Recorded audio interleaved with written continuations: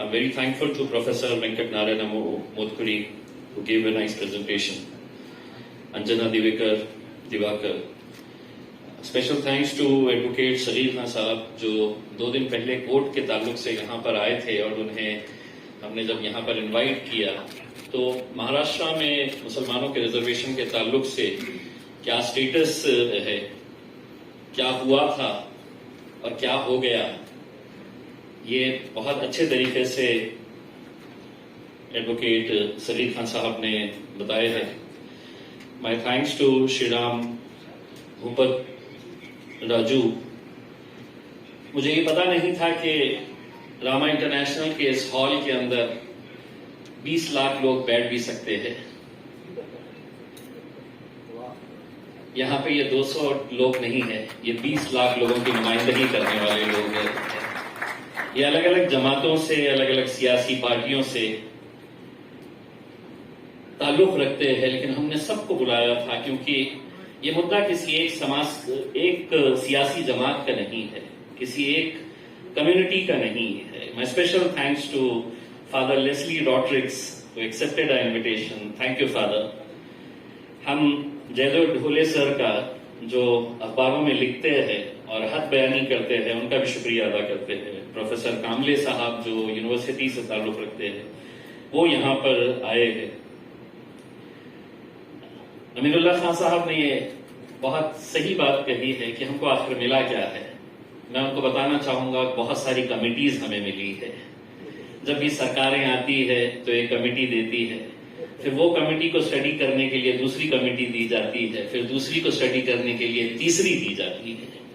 मुसलमानों के socio economic educational status के ऊपर कभी सच्चर कमीशन से हमें लुभाया जाता है, तो कभी रंगनाथ मिश्रा कमेटी की रिपोर्ट दिखाई जाती है, या फिर ये कहा जाता है कि महमूदुर रहमान कमेटी जो है। ये सभी कमेटीज ने एक ही बात बताई है और जो मैं समझता हूं कि डॉक्टर शाहबान साहब ने वहां पे बैठकर जो बताए हैं कि हमारे प्रॉब्लम्स क्या है, उन्होंने उस बीमारी को बताया है जो हमारी कम्युनिटी से ताल्लुक रखते हैं। इसका इलाज क्या है, तो इसका इलाज यहां पर बैठा हुआ है। अगर हम करना चाहें तो बहुत कुछ कर सकते हैं। हमारा मकसद सिर्फ ये ही नहीं है कि हम किसी एक होटल के अंदर एक कॉन्फ्रेंस करें, अच्छे स्पीकर्स बुलाए और सिर्फ ये जानने की कोशिश करें कि हमारी बीमारी क्या है। उसका मर्ज ढूंढना बहुत जरूरी है, उसका इलाज करना बहुत जरूरी है। तो मैं समझता हूं कि ये एक उस कदम की तरफ हम आगे बढ़ रहे हैं जहां पर यहां पर मौजूद जितने भी एक औरंगाबाद का एक क्रीम क्राउड जिसे हम कहेंगे, एक इंटेलेक्चुअल क्राउड जिसके अंदर डॉक्टर्स, आर्किटेक्ट्स, इंजीनियर्स, प्रोफेशनल्स सभी लोग शामिल हैं। ये बात अब यही खत्म नहीं होगी, ये लड़ाई इंशाल्लाह आगे भी जारी रहेगी और इसमें आप लोगों का साथ चाहिए। My special thanks to my party leader barrister Asaduddin Owaisi साहब। मैं ये बात अगर नहीं बताऊं आप लोगों को तो मैं मेरे हिसाब से बहुत बड़ी गलती करूंगा कि लगातार उत्तर प्रदेश की में प्रचार करने के बाद परसों रात में हैदराबाद पहुंचना और दूसरे दिन फिर गाड़ी लेकर हैदराबाद से गाड़ी का सफर तय करके औरंगाबाद आना, सिर्फ मकसद ये नहीं है कि मुझे कॉन्फ्रेंस सुनना है। मकसद ये है कि उनके अंदर जो तड़प है कि इस कम्युनिटी को हमें ऊपर लेकर जाने का है, वो तड़प के लिए मैं आपका बहुत बहुत तहे दिल से शुक्रिया अदा करता हूं। ये इंस्पिरेशन अगर हम सबको मिलता है तो आप ही से मिलता है और यकीनन आपको देखकर ही हमारी हिम्मत बढ़ती है और वो हिम्मत इंशाल्लाह आप हैदराबाद में लड़िए, हम यहाँ पर है, महाराष्ट्र को हम हिलाएंगे। बहुत बहुत शुक्रिया, थैंक यू वेरी मच। तो आप लोग खाने की तरफ प्लीज ज्वाइन अस एंड खाने के बाद यहाँ पर मीडिया के साथ इंटरेक्शन होगा, बट आप लोग सब यहाँ पर खाने की तरफ आगे बढ़े। बहुत बहुत शुक्रिया। तो हम इनसे ये कह रहे हैं कि अगर हमारी गरीबी आपको कम करनी है तो आपको इस गरीबी कम करने के 2-3 जो सोल्यूशन है दुनिया भर में जो अपनाए गए हैं, जिनका हमने फायदा देखा है, वो हमारे पास भी अपनाए। वो उसका जवाब उन्होंने दिया है, आपने सुना भी। और ये बात इसलिए अहम है कि ये हमारा पहला सोल्यूशन होगा। बहुत शुक्रिया अदा करता हूँ कि आज आप लोग इस कॉन्फ्रेंस में आए, जिसका टॉपिक था कि situating development of Muslims in Maharashtra. मुसलमानों की महाराष्ट्र के अंदर socio economic, education, political level के ऊपर क्या हालात है, इसका एक जायजा लेने के लिए ये कॉन्फ्रेंस रखी गई थी। और इसमें पूरा डेटा के साथ बताया गया है कि किस तरह से हमारे साथ नाइंसाफियां होती आ रही है। ये कॉन्फ्रेंस सिर्फ यही खत्म नहीं होती है, इसके आगे ये ऑर्गेनाइज की गई थी और इसके आगे भी अब हम ये मूवमेंट को आगे लेकर जाने वाले हैं। तो आप लोगों का फिर से एक मरतबा बहुत बहुत शुक्रिया, थैंक यू वेरी मच। आप लोगों के जो भी सवाल है आप असद नवेसी साहब से कर सकते हैं। Thank you.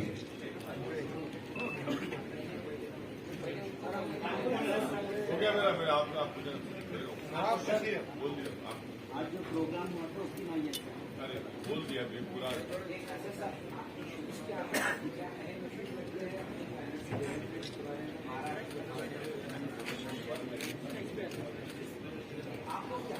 आपको क्या लगता है? नहीं, ये इम्पोर्टेंट इशू था, इसीलिए तो आपको जहमत दी गई, संचार किया गया कि रिजर्वेशन का मसला जो है एक बहुत इम्पोर्टेंट मसला है। देखिए, कोई भी इंसान नाइंसाफी जब होती है उसे सजा नहीं दे सकता। नाइंसाफी खत्म होना जरूरी है। हम नाइंसाफी के साथ कैसा रहेंगे? तो महाराष्ट्र के उन 50 कास्ट को जिसको मुंबई हाईकोर्ट ने अपने ऑर्डर में कहा कि एजुकेशन में इनको 4% रिजर्वेशन मिल सकता है, इसलिए कि वो सोशली एजुकेशनली उनके बैकवर्डनेस का एक एम्पिरिकल डेटा है, तो उसको नहीं देना एक बहुत बड़ी नाइंसाफी है। आप किसी और जिस किसी को देना चाहते हैं दीजिए आप, मगर जब मेरा मुसलमानों का सोशल एजुकेशनल बैकवर्डनेस प्रूव हो चुका है, हाई कोर्ट ने उसको एक्सेप्ट कर लिया, तो बजाय आप एक एक्ट को लेकर आते या रीप्रोमulgate करते हैं ऑर्डिनेंस को, आप मुसलमानों को नहीं देते और फिर आप हमको उंगली उठाकर बोलते हैं कि हम कम्युनल हैं और आप सेक्युलर हैं। भाई, आप नाइंसाफी तो आप कर रहे हैं ना। ये नाइंसाफी का खात्मा जरूरी, नाइंसाफी खत्म होना चाहिए और महाराष्ट्र के मुसलमानों को रिजर्वेशन मिलना चाहिए। पूरे मुसलमानों को नहीं, वो जो 50 कास्ट जिसको हाई कोर्ट ने अपने ऑर्डर में कहा कि इनको मिल सकता है, इनको मिलना चाहिए, इसको हाई कोर्ट ने अपहेल्ड किया। और ये सरकार, चाहे वो बीजेपी शिवसेना की थी, भाजपा शिवसेना की थी, या फिर अब ये 3-in-1 की जो सरकार है, ये भी तो 3-in-1 भूल गए।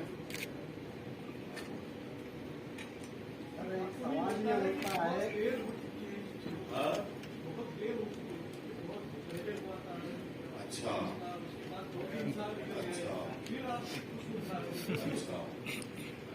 तो मराठाओं को देर नहीं हुई। हाँ, अभी हम भी रोड पे निकलेंगे ना। वही चाहते हैं क्या? भाई, आप मराठा रिजर्वेशन की बात करते, आप मुस्लिम रिजर्वेशन क्यों नहीं बात करते? कौन रोक रहा है आपको मुस्लिम रिजर्वेशन देने के लिए? हाँ, सुप्रीम कोर्ट ने मराठा रिजर्वेशन को कहा कि Maratha are not socially educationally backward. High court ने कहा कि Muslim are socially educationally backward. आप क्यों नहीं देते भाई? अब तो पार्लियामेंट में एक्ट भी पास हो गया कि स्टेट गवर्नमेंट कर सकती है।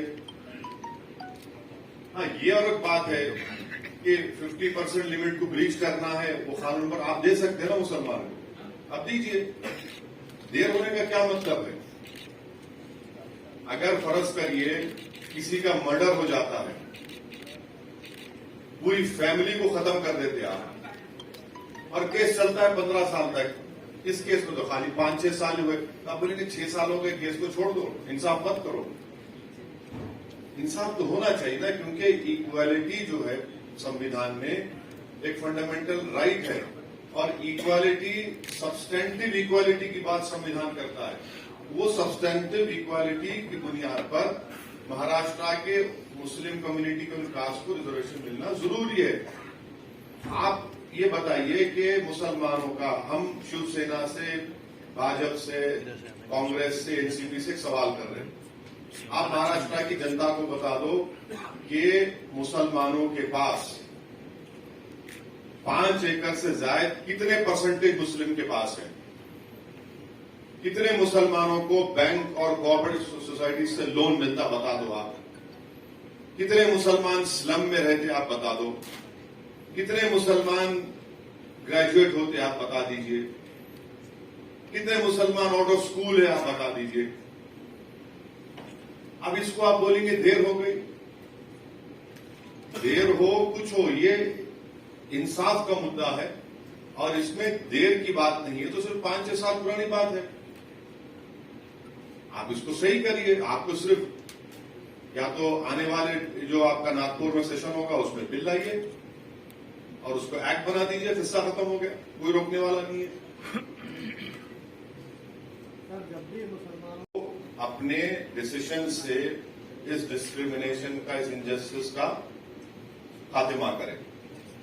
रहा सवाल लीडरशिप का, तो एक बात ये समझना चाहिए कि आज अगर डिस्क्रिमिनेटेड और वीकर सेक्शंस के पास लीडरशिप नहीं है तो इसका हरगिज मतलब ये नहीं है कि ये लोगों में इतनी ताकत नहीं है कि वो किसी सरकार को गिरा सके वोट के जरिए। नहीं सुनिए, लीडरशिप देखिए, राजपाल जी ने आपका साथ छोड़ दिया तो अरे मैडम, मैं भी और आप दुनिया का साथ छोड़ के जाएंगे ना एक दिन, उसमें क्या होने वाला है? दुनिया खत्म हो जाएगी क्या? वो सब छोड़ के जाने वाले हैं, ये सियासत है। कोई आता है, कोई छोड़ता है, हमको क्या करना है? हम अपनी जगह पे, अगर मैं अपनी जगह पे फर्म हूं, अपने उसूल पर, अपने प्रिंसिपल्स पर, अपने मंजिल पर मेरी तवज्जो है, तो यकीनन मुझे अपनी मंजिल मिलेगी। अब कोई छोड़ के जाता है, कोई आता है, तो उनसे पूछना चाहिए क्यों छोड़ के भाग गए, तो उसमें मैं क्या कर सकता हूं? मगर आपका जो बुनियादी सवाल है, यस 11% मुसलमानों को आपने बहुत अच्छा मैसेज दिया, मैं आपका शुक्रिया अदा करता हूं कि जिस तरह मराठा समाज एक होकर अपनी लड़ाई लड़ा और भाजपा को, कांग्रेस को, एनसीपी को, शिवसेना को उन्हें घुटने टिका दिए होंगे। मगर मैं मराठा समाज को भी बोल रहा हूं, वो इतने खामोश क्यों है अभी? देखो, हम तो लड़ रहे हैं, मराठा समाज बहुत खामोश बैठा है आजकल। क्या वो बातों में आ गए क्या? शिवसेना के, एनसीपी के, कांग्रेस के, भाजपा के? चलिए मराठा समाज भी खड़ा हो जाए, हम भी साथ में खड़े होते हैं उनके, कोई बात नहीं। मगर ये सोचना पड़ेगा। और जहां तक सबाल्टर्न कास्ट का मामला, it is a very larger question, but I am rest assured that there will be a voice, there is a voice.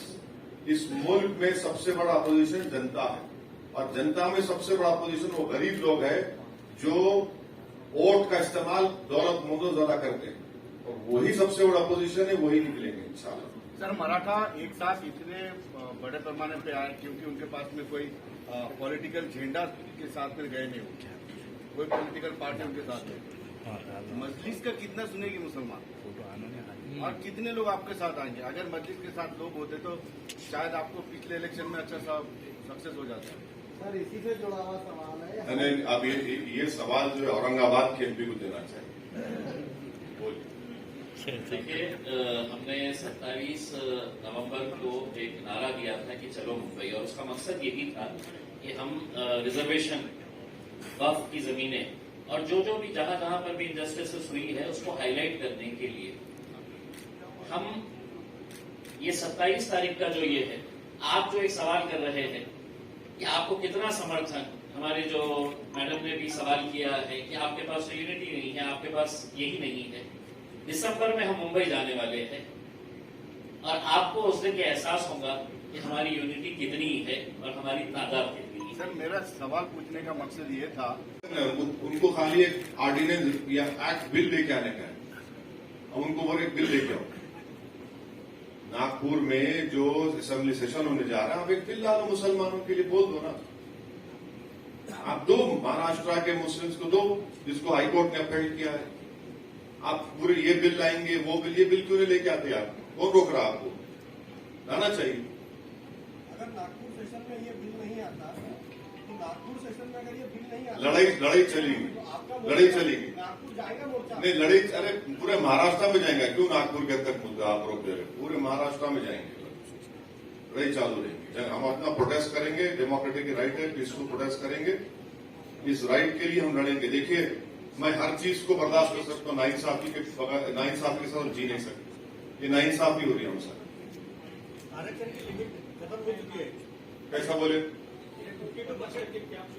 अरे हाईकोर्ट ने कह दिया ना, हाईकोर्ट ने कहा कि मुसलमानों को दो, इनको दिया जा सकता है।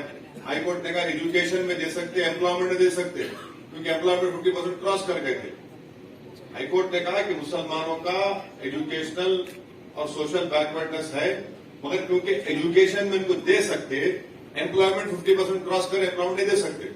एजुकेशन में दो ना। हाईकोर्ट ने मराठा कम्युनिटी के बारे में ऐसा ही कहा है ना, आप पढ़े नहीं बराबर, आप पढ़े नहीं बराबर। हाईकोर्ट ने उसको रिजेक्ट किया। सुप्रीम कोर्ट ने कहा कि इनका सोशली एजुकेशनली बैकवर्ड नहीं है।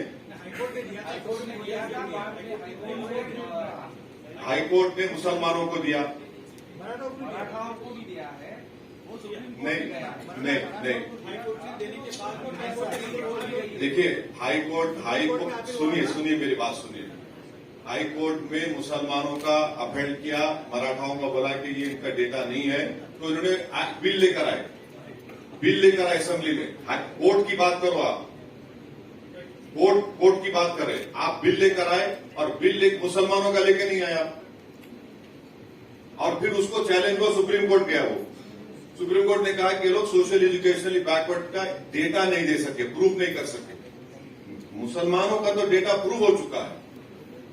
अभी पार्लियामेंट में खड़े होकर बहुत बड़ी बातें किए ना, अभी तो सर, मराठा रिजर्वेशन के लिए बीजेपी, कांग्रेस, शिवसेना, एनसीपी बार प्राइम मिनिस्टर के पास जाती है।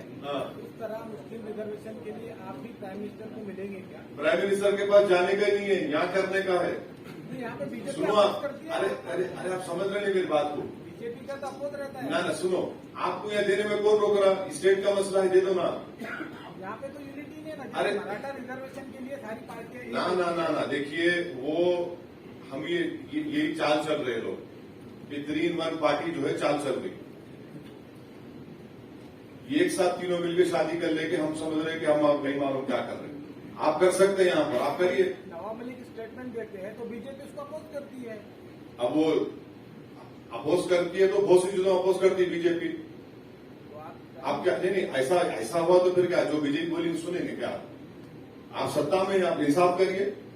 आपको कौन रोक रहा है इंसाफ करने से?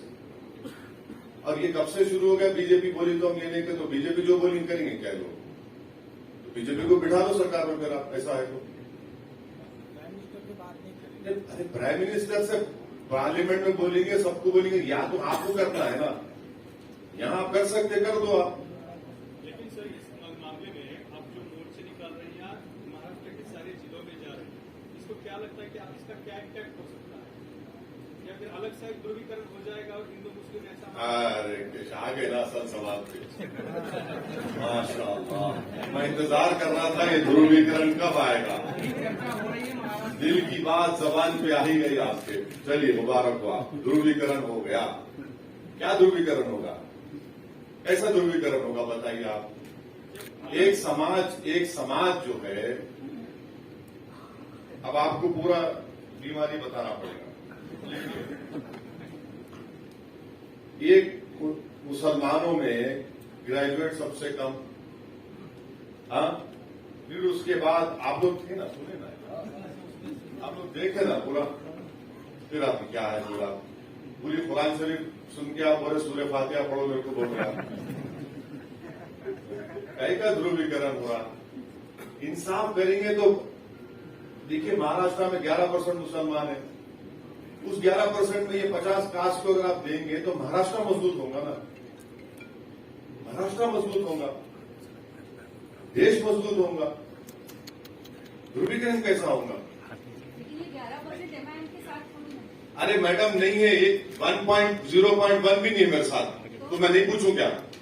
मुझे हिसाब कर, मेरा हक मत था ना। मसला तो पॉलिटिकल अरे आप पॉलिटिकल है, मेरे लिए कॉन्स्टिट्यूशन है। आप कॉन्स्टिट्यूशनल के जो राइट्स मुझे दिए गए, आप मुझे उससे महरूम कर रहे हैं। अभी जो बोला है हाँ? यूनिटी तो लगेगी ना, हाँ? यूनिटी तो लगेगी ना। किसकी यूनिटी लगेगी? अरे देख लेंगे ना यूनिटी अब आप आने वाले दिनों में। हमने अपनी यूनिटी दिखाई थी। किसने? मराठा समाज ने जब यूनिटी दिखाई, हाँ, आपने अच्छा सवाल किया। हम चाहते हैं कि महाराष्ट्र के मुसलमान सुन लें। हमारे जर्नलिस्ट लोग बोल रहे हैं कि मराठा समाज यूनाइट होके रिजर्वेशन लिया, तो मुस्लिम समाज को भी यूनाइट होना पड़ेगा, और होंगे इंशाल्लाह ताला। हम मिलाएंगे सब। अभी अमरावती इसका कनेक्शन पॉलिटिकल कनेक्शन बताया जा रहा है। हाईकोर्ट के फैसले के बावजूद अरे आप लोग जिसने नहीं पूछा है, मगर आप लोग यूनाइट हो जाओ पहले आप लोग यूनाइट हो जाओ, इसके बाद और नांदेड़ में जो हुआ है उसका कनेक्शन पॉलिटिकल कनेक्शन ऐसा बताया जा रहा है, क्योंकि अभी इलेक्शन आ रही है। देखिए, जहां तक वायलेंस हुआ, मैं उस वायलेंस का कंडेम करता हूं। वायलेंस नहीं होना चाहिए, बिल्कुल वायलेंस नहीं होना चाहिए। मैं अपने स्पीच में भी इसका जिक्र किया हूं, और मैं आज के प्रेस कॉन्फ्रेंस के जरिए अमन की अपील पहले भी किया हूं, आज भी कर रहा हूं। और पीस एसेंशियल है, सबके लिए पीस एसेंशियल है, और पीस बरकरार रहना चाहिए, अमन को मजबूत करना चाहिए। और ये क्यों हुआ, ये तहकीकात करनी चाहिए, क्यों इसका डिरेलिक्शन हुआ और कैसे इस तरह की हरकतें हुई, ये सब इसका जांच होनी चाहिए। इसमें हम जाएंगे, इसका ऑलरेडी प्रोग्राम का ऐलान कर चुके हैं कि हमारे लिए एक अहम मुद्दा है मुस्लिम आरक्षण का। महाराष्ट्र के जो मुसलमानों में जो कास्ट है, जिनको हाईकोर्ट ने अपील किया, उनके लिए, और वक्फ प्रॉपर्टी, इसको वक्फ की जायदाद का तहफ्फुज हो, उसकी हिफाजत हो, उसका सही इस्तेमाल हो। दो अहम इश्यूज हैं जिसके लिए हम लोग प्रोटेस्ट भी करेंगे, पब्लिक अवेयरनेस प्रोग्राम भी चलाएंगे, और पूरे महाराष्ट्र में हम एक शुरू कर रहे हैं, शुरू भी हो चुका है और करते रहेंगे। इस तरह से मराठा समाज ने, अरे एमआईएम जिम्मेदार है, पब्लिक देख के सुन के बोलती भाई इन्हें क्या क्या जिम्मेदार है, किस चीज का जिम्मेदार है। नहीं ऐसा तो नहीं है कि अभी एक्टिव आप जो एक्टिव हो रहे हैं, तो अभी इलेक्शन है ना कॉर्पोरेशन के और जिला परिषद के, इसके पहले आप थोड़ा एक्टिव हो गए। पिछले 2 साल में जब इलेक्शन खत्म हुए, उसके बाद ना मुस्लिम आरक्षण का मुद्दा सामने लाए थे, ना किसी आंदोलन था, ना कोई वर्क नहीं था। ऐसा है सर, एक टाइम होता बीज बोने का, एक टाइम होता फसल काटने का, समझे? चलिए अभी और कुछ, अभी अब वो बेचा नहीं जाएगा, इसके ऊपर आप क्या कहना चाहते हैं? अगर वहाँ सक्सेस हो गया तो देश के दूसरे इलाकों में भी लगाया जाएगा।